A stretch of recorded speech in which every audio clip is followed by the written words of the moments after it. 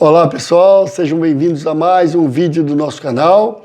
Eu sou Paulo Nóbrega e hoje eu vou mostrar as fotos de um acidente com um compressor centrífugo devido à grande ingestão de líquido. Como a gente sabe, os compressores são muito sensíveis à entrada de líquido e em grande quantidade pode causar danos muito grandes. É o que nós vamos ver agora, ok? Vamos lá então. Acidente com um compressor centrífugo devido à grande ingestão de líquido. Aqui a gente vê um compressor acoplado a uma turbina e ele já com a parte queimada ali na região do acoplamento, bastante escuro. Então nós vamos abrir já a máquina e vamos ver o que aconteceu por dentro. Bastante interessante. Só que antes vamos lembrar as proteções de que a máquina desfruta. Um compressor moderno, ele desfruta de algumas proteções bastante importantes.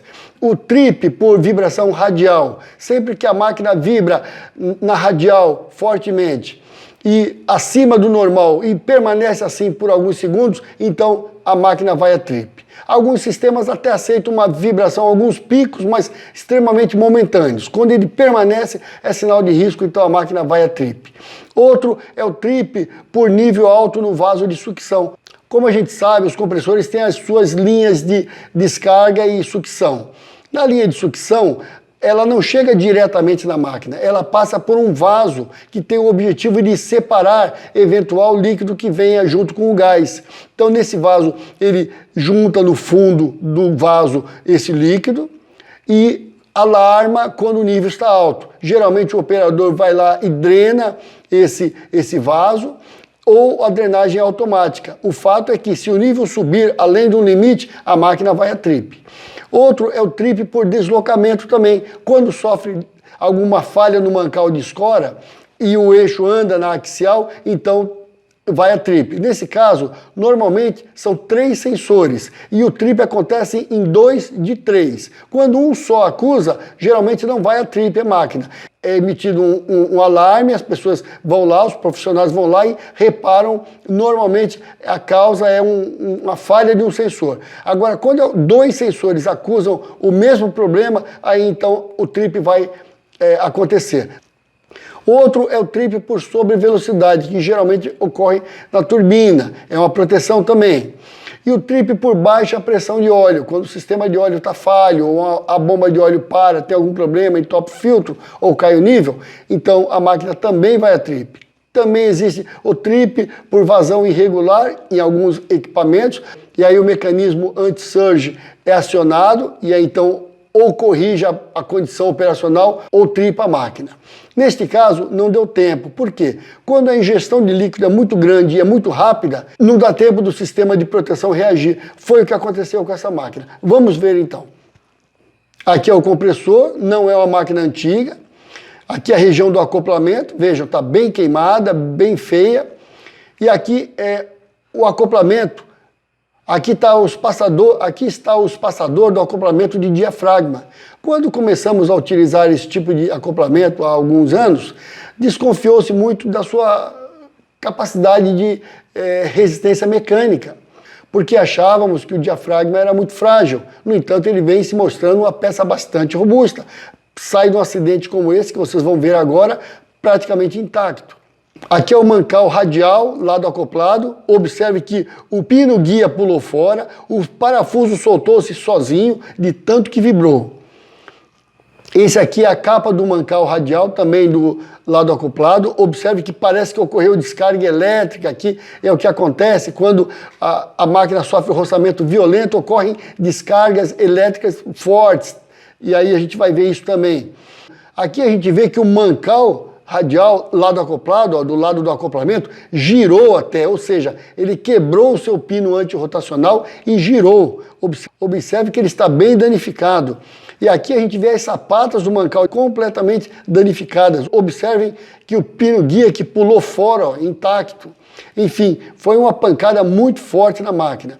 E aqui a gente vê então o suporte do mancal. Esta peça aqui, vocês vão ver daqui a pouco que ela sofreu maior parte da descarga elétrica que aconteceu e isso gerou uma aderência desta peça no flange. Ela é segura apenas por parafusos, mas nesse caso parece que ela soldou no lugar. Aqui então a gente vê o acoplamento, incrivelmente também inteiro, né? Para nossa surpresa. A parte do mancal de escora, que sofreu bem menos, né? Aqueceu um pouco, mas os danos foram bem menores.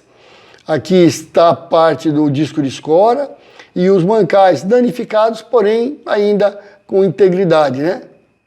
Já abrindo a máquina, vamos ver a parte interna, já removendo os diafragmas. A gente observa que já estão tentando remover esta peça aqui. Qual que é o certo? No campo ainda, a gente remove o cubo do acoplamento, remove este berço aqui, que é aquele berço onde vai o mancal radial, lá do acoplado, e depois esse flange, ele fica lá. A gente remove o selo mecânico, que é o selo a gás, lá dentro. Depois que retirou tudo, retirou o acoplamento, o berço do mancal, retirou o selo inteiro, aí esse flange sai ainda do campo. Porém, não teve como, porque os danos se concentraram aqui nessa parte da máquina. E aqui a gente vê que estão tentando retirar o berço, mas ele não descola. Ó. Deram pancadas aqui, a peça já está danificada mesmo. Colocaram cunha aqui, ó. Cunha, forçando, e a peça simplesmente não sai. Então aí a saída foi cortar com maçarico. Aqui, mesmo cortando, não saiu, precisou colocar parafuso sargento, que chama, né? O macaquinho, aqui, ó, empurrando. Olha, observe aqui, ó, e é parafuso grande. Aqui outro, e ainda por cima puseram aqui um estojo, tentando unir essas duas peças para soltar. Veja o trabalho que deu, a força necessária a fim de descolar. Finalmente, então, começou a soltar. E aí, então, foi removida. E agora a gente vê o porquê que ela não queria sair. Ela simplesmente, devido à descarga elétrica, ela soldou aqui no lugar. Aqui a gente vê que soldou, mas de uma forma incrível. Então, quando estávamos removendo essa peça, ela estava rompendo o próprio aço aqui, como se fosse rompendo uma solda. Observe, bem interessante esse fenômeno, né? Aqui a peça, esse aqui é o berço do mancal depois que foi removido. Olha o que sobrou dele, ó. Agora o objetivo é retirar o cubo. O cubo, tentaram retirar o equipamento hidráulico, não funcionou mais porque o cubo girou no eixo. E aí quando ele gira, ele solda também. E aí então, ó, observe que lá no interno, aqui a face do cubo e o eixo, ó, observe que tem material derretido aqui, ó, e é aço. E aí então a saída foi cortar o cubo, já com essa peça com o rotor inteiro e o flanjão na oficina. E agora o cubo então foi removido. Observe que é bastante interessante a remoção do cubo por maçarico. E observe que o selo mecânico está aqui ainda. E o selo é uma das primeiras peças a serem removidas com todo cuidado, todo carinho. E ela já está aqui, ó, cortando com maçarico, marreta e o selo ainda lá. Por quê? Porque o selo sacrificou completamente. Depois que removeu o cubo, agora é hora de puxar o eixo e então remover o selo. Só que o selo também não saía. Foi preciso usar macaco hidráulico para então retirar o selo do lugar. Depois o selo então foi removido. Aqui a gente vê o selo, é um DGS, um selo a gás. Observe como ficou. Essas peças quebradas aqui eram a sede, aquela sede com os grooves, que toda delicada, uma peça robusta, bonita, geralmente em carbeto de silício. E olha o que sobrou dela. Por essa razão é que se evita usar um pouco a sede de carbeto de tungstênio, porque ela quebra em pedaços muito grandes e às vezes tem a capacidade de usinar o próprio eixo.